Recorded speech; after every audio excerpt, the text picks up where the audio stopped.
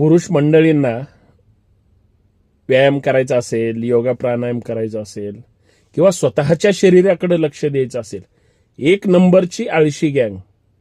महिला भगिनी तरी कमीत कमी स्वतः निरोगी राहण्यासाठी वेळ काढतात. दिवसभर कुटुंबाची जबाबदारी असली तरी सकाळी एक तासभर तरी वेळ काढतात. पण पुरुष मंडळी काही सुधरत नाही.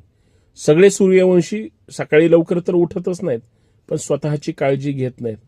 मला खरं तर विनंती करायची त्या पुरुषांना, तरुणांना किंवा ज्येष्ठ नागरिकांना, तुम्ही स्वतःसाठी निरोगी राहण्यासाठी एक तासभर वेळ काढू शकत नाही का?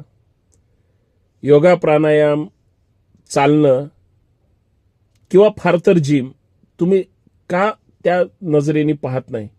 नेहमी म्हणतात की ज्यावेळी जे होईल त्यावेळेस बघू, पण साहेब वेळ निघून गेल्यानंतर गोळ्या औषधांवर पैसे घालवण्यापेक्षा निरोगी राहण्याचा फक्त तुम्ही प्रयत्न जरी केला आणि रोज सकाळचा सकारात्मक वेळ जर देण्याचा प्रयत्न केला तर जगात तुमच्यापेक्षा शारीरिकदृष्ट्या तर श्रीमंत कुणीच नसेल.